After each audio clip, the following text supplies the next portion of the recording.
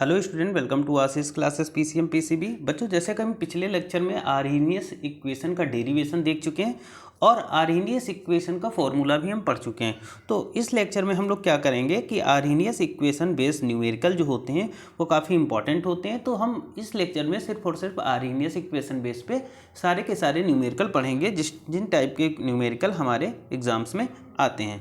तो बच्चों, Arrhenius equation की बात करते हैं तो यहाँ पर ये हमारी आर्हेनियस इक्वेशन है ना। एक तो ये आर्हेनियस इक्वेशन है और एक ये आर्हेनियस इक्वेशन है, ठीक है। तो इन दो आर्हेनियस इक्वेशन के बेस पे हम क्या करेंगे, न्यूमेरिकल सॉल्व करेंगे। तो चैनल पे अगर आप नए हैं तो चैनल को सब्सक्राइब करिए, वीडियो को जितना हो सके लाइक और शेयर करिए। चलिए देखते हैं न्यूमेरिकल नंबर फर्स्ट की बात करते हैं बच्चों। यहाँ पर फर्स्ट न्यूमेरिकल दिया गया है, the rate constant of first order reaction becomes 6 time, ठीक है, when temperature is increased from 350 Kelvin to 410 Kelvin. Calculate the activation energy for the reaction, ठीक है। तो बहुत ही प्यारा न्यूमेरिकल है बच्चों। इस न्यूमेरिकल को सॉल्व कैसे करेंगे, तो सबसे पहले हम यहाँ पर देखेंगे कौन कौन सी हमें वैल्यू दी गई हैं, उन वैल्यू को सबसे पहले नोट कर लेंगे। तो न्यूमेरिकल को सबसे पहले क्या करना है, आपको रीड करना है और रीड करने के बाद में जो वैल्यू आपको दी जाए उन वैल्यू को आपको पहले नोट करना है। तो यहाँ पर अगर हम बात करते हैं बच्चों T1 की वैल्यू, सबसे पहले हम बात करेंगे T1 कितना गिवन है। तो यहाँ पर दिया गया 350 केल्विन, कितना 350 केल्विन। और अगर बच्चों हम T2 की बात करते हैं तो T2 दिया गया 410 केल्विन, ओके। उसके बाद में देखो यहाँ पर first order reaction rate constant की बात करते हैं। रेट कांस्टेंट का मतलब हो जाएगा बच्चों यहाँ पर K2 अपॉन K1 की जो वैल्यू है वो यहाँ पर बच्चों 6 दी गई है। और देखो हमें पता है कि R जो हमारा गैस कांस्टेंट होता है उस गैस कांस्टेंट की वैल्यू होती है 8.314 जूल के इनवर्स पर मोल, ओके। और बच्चों एक्टिवेशन एनर्जी मतलब EA हमें क्या करना है यहाँ पर बताना है। तो सारी वैल्यू हमने नोट कर ली। अब हम फॉर्मूले की बात करेंगे तो फॉर्मूला यहाँ पर लगेगा बच्चों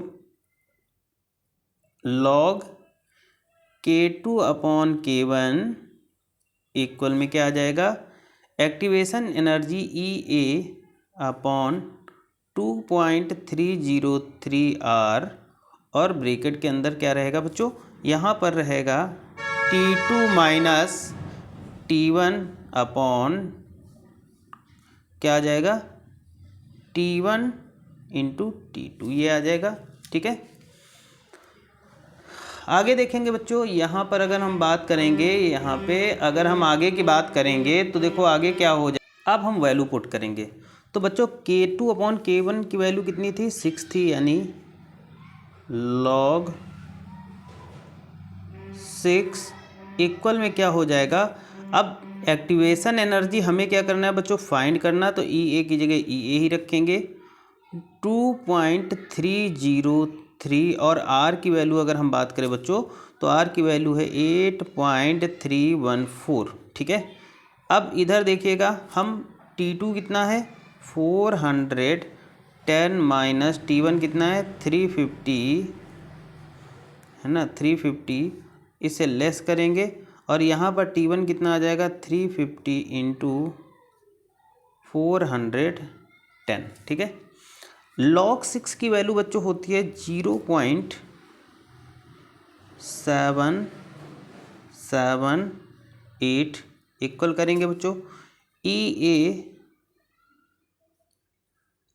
EA अपॉन, अब देखो इन दोनों का मल्टीप्लाई हम कर लेते हैं। तो इन दोनों का मल्टीप्लाई जब करेंगे बच्चों तो यहाँ पर हो जाएगा 19.37 और 456 ये वैल्यू कैलकुलेशन मैंने पहले ही कर लिया था। आपको इन दोनों का मल्टीप्लाई करेंगे तो इतना ही आएगा, ठीक।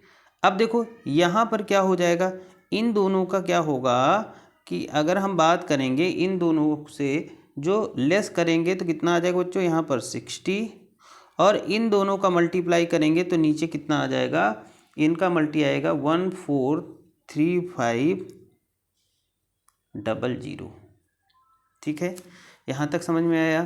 तो देखो अब हम क्या करेंगे, हम इन दोनों का मल्टीप्लाई करेंगे। तो बच्चों इन दोनों का जब आप मल्टीप्लाई करेंगे, हम इधर नोट कर लेते हैं, 0.778 इक्वल में क्या हो जाएगा, EA अपॉन, अब इन दोनों का अगर हम मल्टीप्लाई करेंगे तो क्या आएगा, इन दोनों का मल्टीप्लाई करेंगे तो आएगा 2780304.6936 है ना, ऊपर क्या रहेगा 60 का 60 रहेगा। ठीक, इतना आ गया। अब क्या हो गया, कितना आया, इतना आ गया। ठीक है, आगे देखते हैं बच्चों। अब इस वाली वैल्यू को हम इधर ले जाएंगे, ये वाली वैल्यू नीचे आ जाएगी। तो 0.778 इंटू क्या हो जाएगा बच्चों, 2780304.6936 और अपॉन में कितना हो जाएगा 60, इक्वल में हो जाएगा हमारा एक्टिवेशन एनर्जी यानी ये। इन दोनों का जब बच्चों मल्टीप्लाई करेंगे तो देखिएगा क्या आ जाएगा, इनका दोनों का मल्टीप्लाई करेंगे तो ये आएगा 216307307.051628 आ जाएगा और अपॉन में क्या आएगा 60 और इधर क्या हो जाएगा EA एक्टिवेशन एनर्जी हो जाएगी। ठीक है, अब जब 60 से बच्चों डिवाइड करेंगे तो देखो जब 60 से हम डिवाइड करेंगे तो यहाँ पर जो आंसर आएगा वो कितना आ जाएगा 36.0 पॉइंट नहीं होगा 3601.28419368 हो जाएगा। ठीक है, ये EA की वैल्यू हो जाएगी। ठीक है, लेकिन किस में आएगी, जूल पर मोल में आएगी, ये जूल पर मोल यूनिट होगी। और अगर किलो जूल में निकालना है तो 1 2 3 नंबर के बाद पॉइंट इधर आ जाएगा। ठीक है, तो किलो जूल में निकालेंगे तो ये आएगा 36.05 है ना, और ये क्या हो जाएगा किलो जूल पर मोल, ये हो जाएगी इसकी एक्टिवेशन एनर्जी EA की वैल्यू। ठीक है, चलते हैं नेक्स्ट क्वेश्चन की ओर। सेकेंड क्वेश्चन है बच्चों, on increasing the temperature of a chemical reaction from 290 kelvin to 300 kelvin the rate of reaction become double, है ना, find out the activation energy, है ना। देखो बच्चों इसमें क्या होता है, इसमें ये बताया गया है जब हम किसी रिएक्शन का क्या करते हैं टेम्परेचर इंक्रीज करते हैं, मतलब 290 केल्विन से 300 केल्विन तक, तो जो रेट ऑफ रिएक्शन होता है वो क्या होता है डबल हो जाता है, मतलब K2 इक्वल टू 2K1 हो जाता है। तो K2 upon K1 equal to कितना 2 आ गया। T1 हमें कितना दिया गया है 290 केल्विन और T2 कितना दिया गया है, तो ये दिया गया है 300 केल्विन। गैस कांस्टेंट जो कैपिटल R होता है उसकी वैल्यू आपको पता है कि 8.314 होती है। ठीक है, एक्टिवेशन एनर्जी हमें बताना है। ठीक है, फॉर्मूला क्या होता है log K2 upon K1 equal में क्या हो जाता है, इक्वल में होता है activation energy EA upon 2.303 R और ब्रैकेट के अंदर T2 minus T1 upon T1 into T2। ठीक, ये होता है। अब देखो हम क्या करेंगे, यहाँ पर log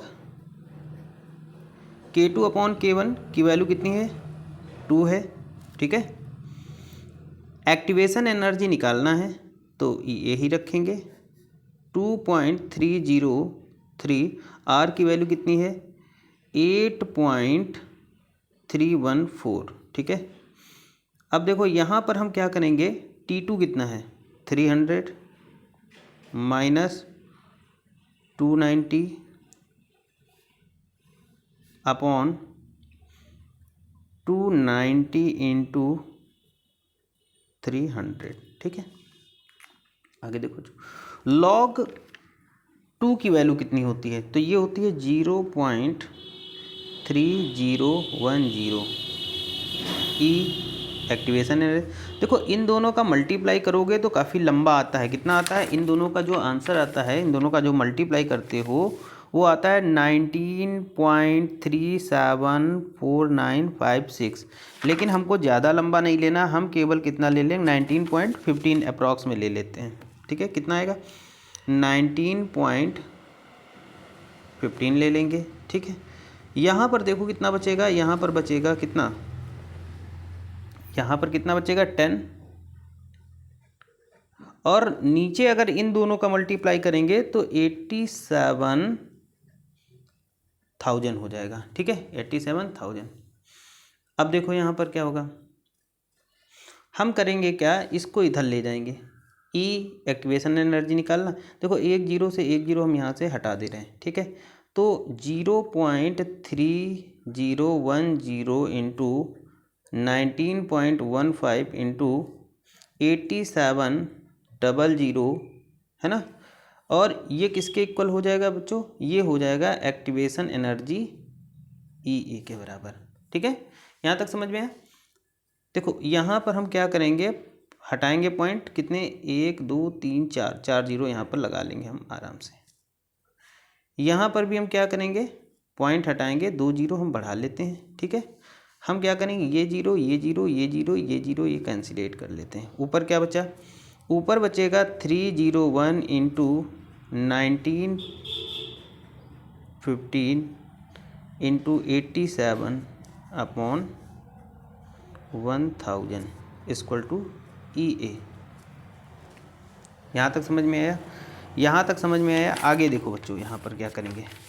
ठीक है, आगे देखिएगा। अब हम आगे क्या करेंगे कि इन दोनों का हम मल्टीप्लाई कराएंगे। किसका किसका मल्टीप्लाई करेंगे, तो यहाँ पर अगर हम इन दोनों का मल्टीप्लाई करेंगे, है ना, तो यहाँ पर मल्टीप्लाई करने पर वैल्यू कितनी आएगी, देखो यहाँ पर आएगा 57641 इंटू 87। ठीक है, इक्वल टू ई ए, और अपॉन में 1000 रहेगा।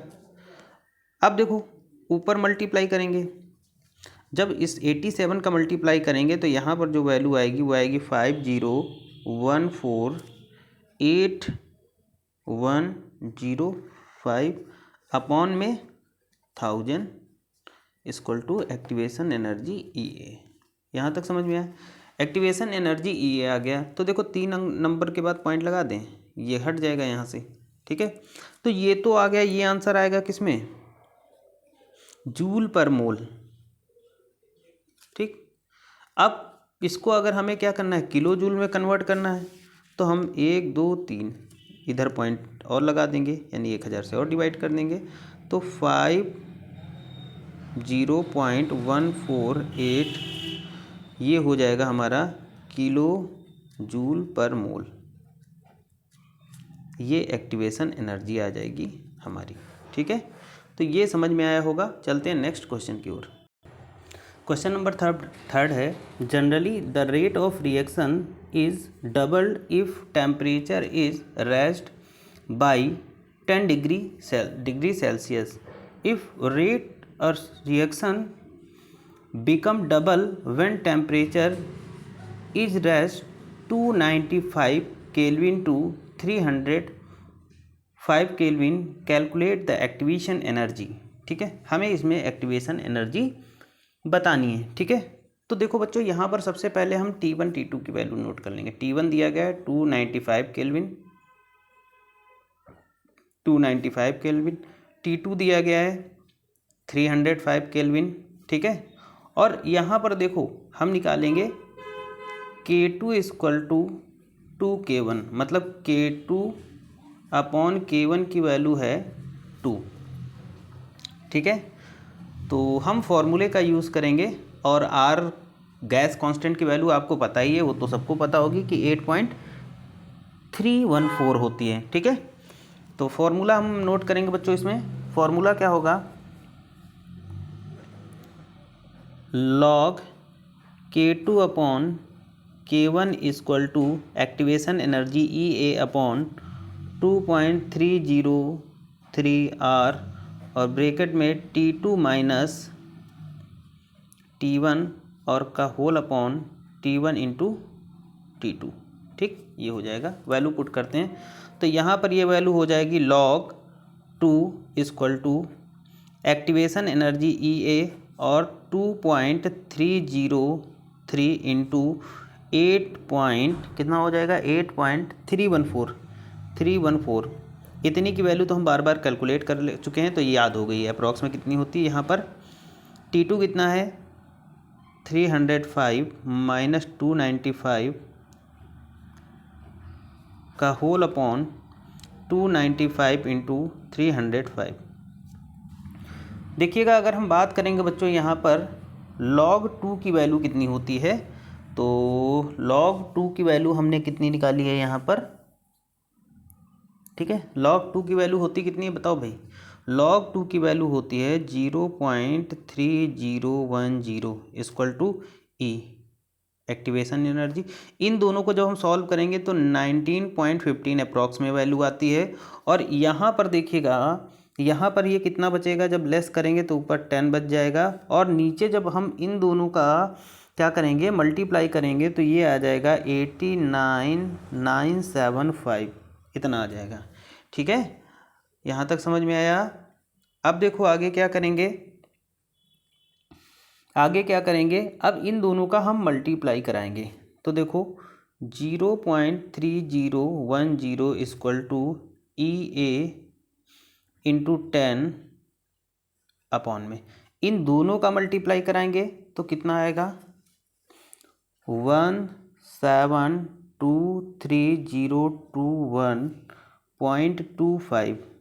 ठीक है, इन दोनों का जब मल्टीप्लाई कराएंगे इतना आ जाएगा। अब इसका हम इसमें मल्टीप्लाई कराएंगे, है ना, तो इधर जब मल्टीप्लाई कराएंगे बच्चों तो इस वैल्यू को हम इसमें मल्टीप्लाई कराएंगे तो आएगा 5186229.39625 ये वैल्यू, और अपॉन में आ जाएगा 10, और ये हो जाएगी वैल्यू एक्टिवेशन यानी EA की वैल्यू। ठीक है, अब देखो एक पॉइंट यहाँ से हम यहाँ बढ़ा सकते हैं, बिल्कुल बढ़ाएंगे, ये 0 काट देंगे, पॉइंट हम इधर बढ़ा लेंगे, ये वाला पॉइंट यहाँ खिसक के आ जाएगा, तो ये हो जाएगा 5182.93 है ना, इक्वल टू E। ठीक है, अभी देखो ये जो वैल्यू आई है ये आई है जूल पर मोल